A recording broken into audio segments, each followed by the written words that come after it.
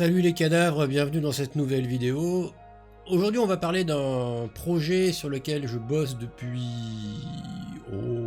à vue de nez je dirais 2 mois et demi en gros, et j'attendais de voir si ça donnait quelque chose avant de suivre un peu ça au quotidien. J'essaye de me faire une table de jeu modulaire pour Mordheim.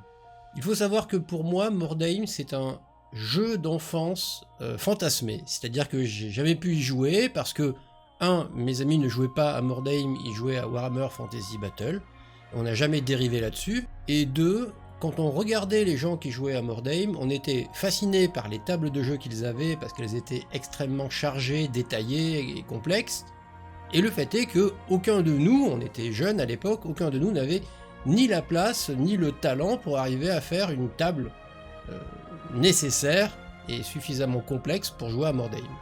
L'air de rien, Warhammer Fantasy Battle, c'était assez facile de placer du décor, de la colline, de la forêt et des maisons, parce qu'on n'avait pas besoin d'avoir des trucs hyper travaillés, il fallait beaucoup d'espace pour que les unités puissent manœuvrer.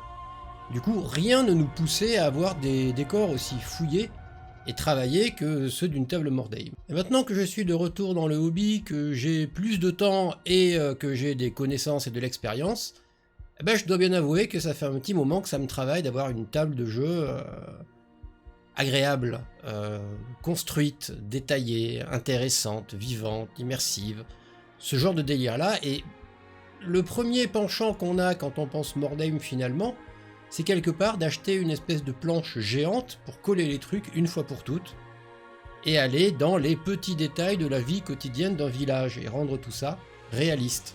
Mordheim, c'est des rues, c'est des maisons, c'est des impasses, c'est des cul-de-sac, c'est des ponts, des passerelles, c'est des ruines. C'est vraiment une espèce d'escarmouche de jeu de cache-cache permanent. Et du coup, on a envie d'aller loin dans la profondeur du décor, dans son aspect tactique et dans les petits détails qui font qu'on a l'impression que des gens ont vraiment vécu dans cette ville. Et autant c'est facile de partir sur une table permanente, autant d'un point de vue intérêt, c'est compliqué de se dire qu'on va tout le temps jouer sur la même table, avec les mêmes endroits tactiques, et que du coup on va prendre des habitudes, et que forcément il va y avoir des endroits hyper faibles, tactiquement parlant, où personne n'ira jamais, des endroits hyper forts tactiquement, vers lesquels tout le monde va se ruer, et que d'une partie sur l'autre, ça sera toujours les mêmes. Donc le rêve, c'est évidemment une table de jeu modulaire. Alors j'ai décidé de me lancer dans le projet, et j'ai acheté des plaques de mousse isolante, j'en ai acheté 3, 2 pour les découper et faire le support, et une pour découper et faire des murs des bâtiments, etc. J'ai essayé autant que possible de rester tout le temps sur le même matériau pour que le rendu final, vu de loin, vu du dessus, ait une apparente cohésion. Quand vous multipliez les matériaux, pour faire un mur par exemple, un mur que vous allez faire en carton, un mur que vous allez imprimer et un mur que vous allez faire en mousse isolante, vous aurez du mal à avoir l'impression que c'est la même chose, et que du coup quand vous les mettez à côté, on voit bien que Monsieur Bricolo s'est amusé à utiliser plein de matériaux. Donc tant qu'à faire, j'essaye de rester sur la mousse le plus possible. Il n'y a que pour les maisons que je fais de l'impression à moitié. En fait les toits sont pas imprimés, mais les murs sont imprimés. Le début du projet, ça a été de découper ces plaques d'isolant en carrés de 30 par 30. Ce qui n'est pas évident quand on n'a pas la petite scie chauffante, l'espèce de fil chauffant qui sert à découper ça trop facilement. Donc il faut le faire à l'ancienne, il faut le faire au couteau bien aiguisé, en essayant de tracer droit, enfin voilà. Je vous avoue que c'est pas évident, et en fait c'était tellement pas évident qu'à un moment j'ai limite perdu patience, et je me suis dit, au lieu de faire que des 30 par 30, tu vas aussi faire des 60 par 30, donc des rectangles. L'avantage du rectangle, c'est que techniquement on peut aussi le poser dans tous les sens, ça me fait moins ça découper, et ça permet de mettre en place des décors qui déborderaient dans le 30-30. Ça permet d'avoir des décors beaucoup plus ambitieux. Même si en réalité c'était juste de la fainéantise et j'en avais plein le cul de découper ces plaques en carrés de 30 par 30.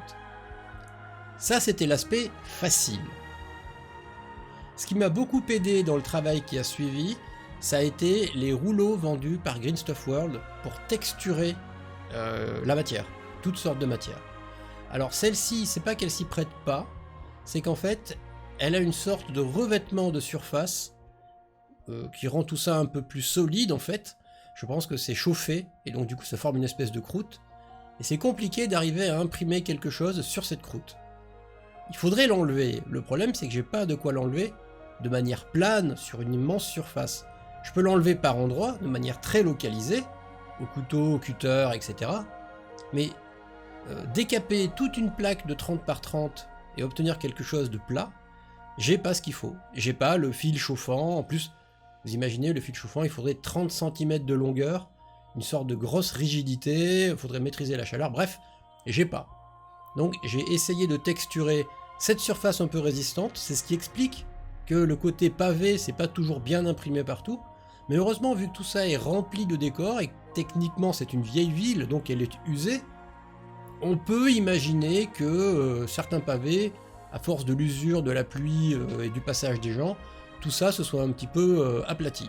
Ça va, ça reste cohérent. En revanche, pour tout ce qui est mur que j'ai fait avec l'isolant, je me suis ennuyé à enlever cette couche solide pour que les rouleaux à texturer rentrent bien dedans. Et c'est vrai que c'est un pur bonheur quand vous passez votre rouleau et que vous obtenez un mur en pierre complètement logique et cohérent.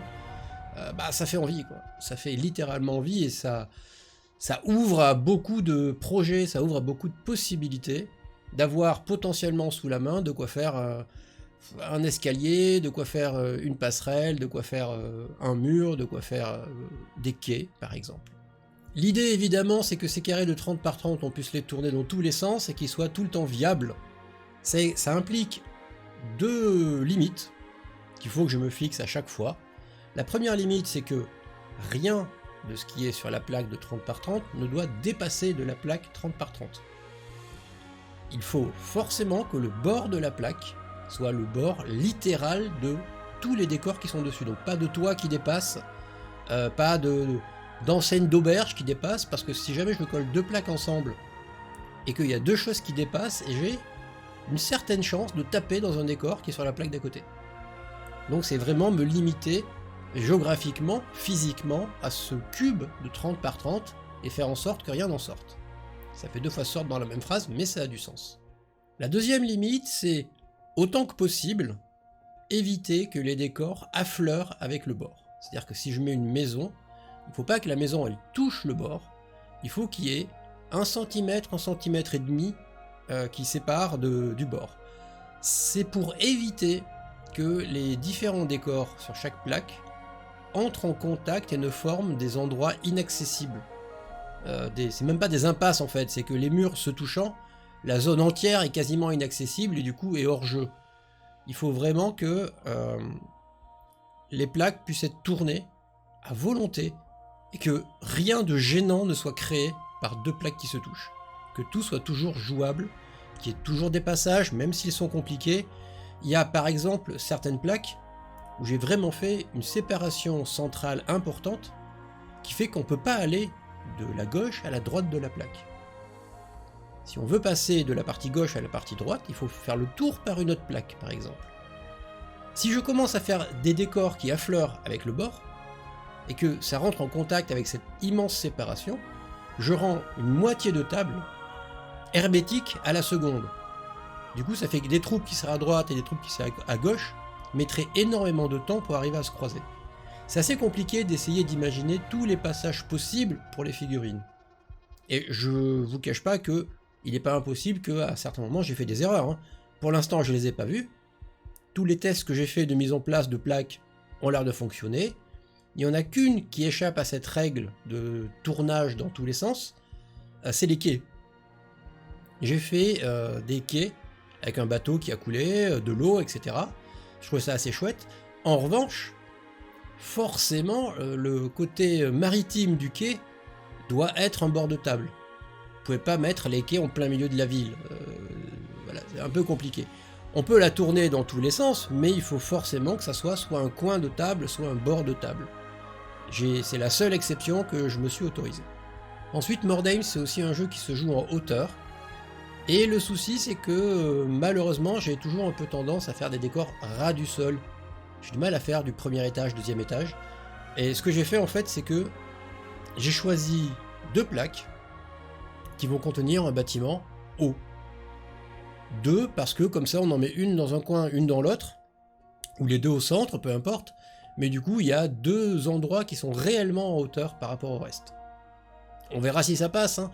Après, l'avantage du truc, c'est que techniquement, si j'ai l'impression qu'il y a un manque, bah, il suffit que je rachète une plaque en polystyrène, ou que j'utilise celle qui me reste, parce que j'ai pas encore utilisé tout l'isolant, je recoupe un 30 par 30, je respecte les mêmes techniques de fabrication, les mêmes couleurs, les mêmes bombes de peinture pour que ça soit cohérent, et hop, je crache une plaque de 30 par 30 qui a ce qui manque.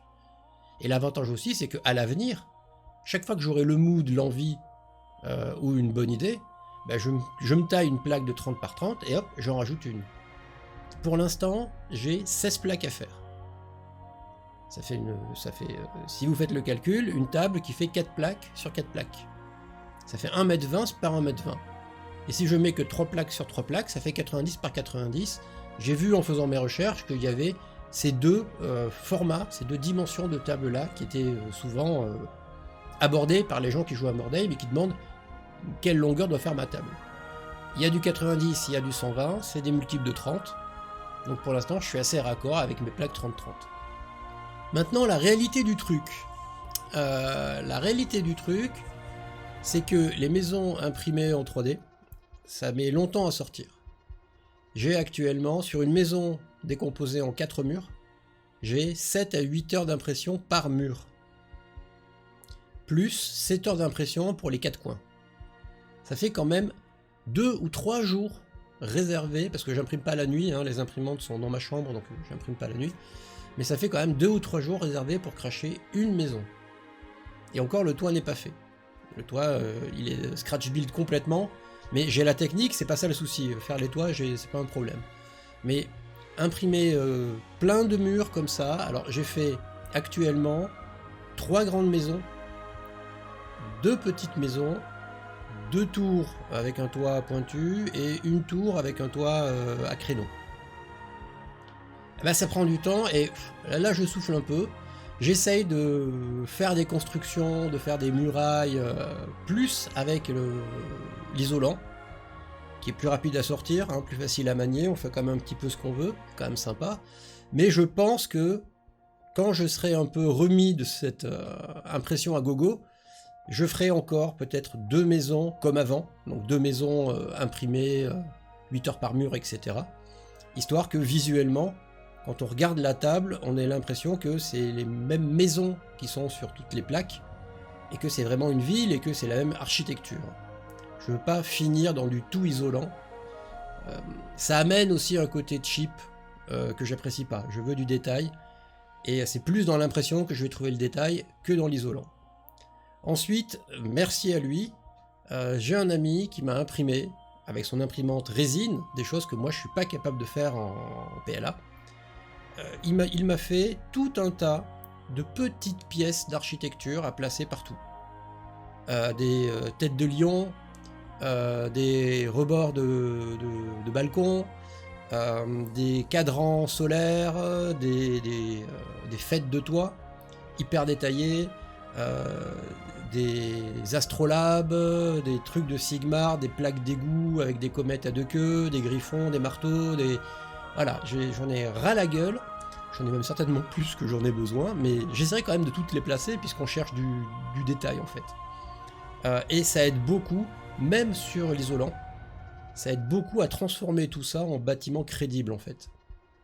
L'isolant, une fois texturé, et une fois habillé avec toutes ces petites moulures, et une fois basé, etc., quoi, ça va, on y croit. Je suis vraiment pas déçu du résultat, c'est vraiment immersif. Et dernier point, dernière chose que je me fixe, pour faire varier l'impression de texture, et pas donner l'impression que c'est une immense table grise, parce que finalement, les maisons, les murs, le sol, ça finit par être très gris tout ça, j'ai fait énormément de canaux de collecte des eaux usées en fait, d'égouts, de tout à l'égout, et qui traverse un petit peu tous les carrés de 30 par 30, alors parfois ça traverse en longueur, parfois ça traverse en diagonale, parfois il y a plusieurs canaux qui se croisent, etc.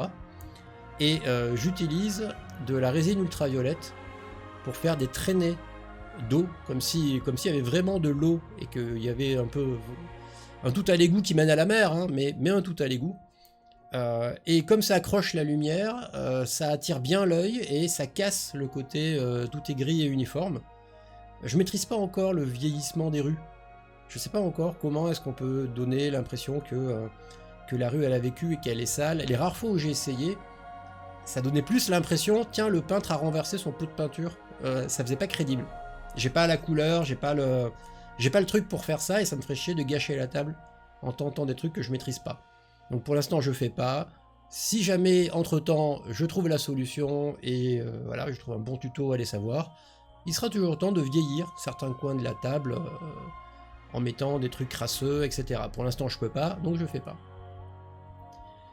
À l'heure où je tourne la vidéo, où en est le projet, j'ai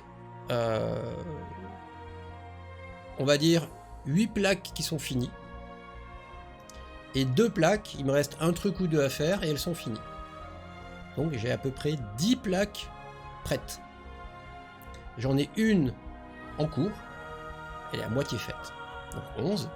Et j'en ai 5 presque vides. J'ai commencé à poser des trucs au sol, des escaliers, des plaques d'égout. Donc j'ai fait le rez-de-chaussée en quelque sorte. Et comme ce sont les plaques qui vont accueillir les maisons que je vais imprimer, eh ben, tant que tout le reste n'est pas terminé, j'y touche pas trop. J'attends de retrouver ce goût d'imprimer. Et les imprimeurs le savent sans doute. C'est vraiment un truc qui va et qui vient. C'est-à-dire que parfois on a une espèce de boulimie, on imprime comme des tarés, et c'est super excitant. Et puis il y a des moments où voilà, il y a une forme de petit ralentissement et c'est compliqué d'avoir l'envie d'imprimer. Et je trouve que c'est important d'avoir l'envie d'imprimer quand on imprime et de ne pas le faire de manière juste répétitive et sans trouver ça sympathique. Donc voilà, 5 plaques en attente, une que je vais terminer dans les jours qui viennent, ce week-end sûrement, et les 10 autres on va considérer quasiment terminés. Donc très bientôt le rendu final. Je sais pas si je ferai des vidéos d'étapes pour celles qui restent, peut-être, ça dépendra, on verra. Voilà les cadavres, je vous laisse sur ce projet, ben, je retourne m'occuper de la numéro 11, du coup. Ciao!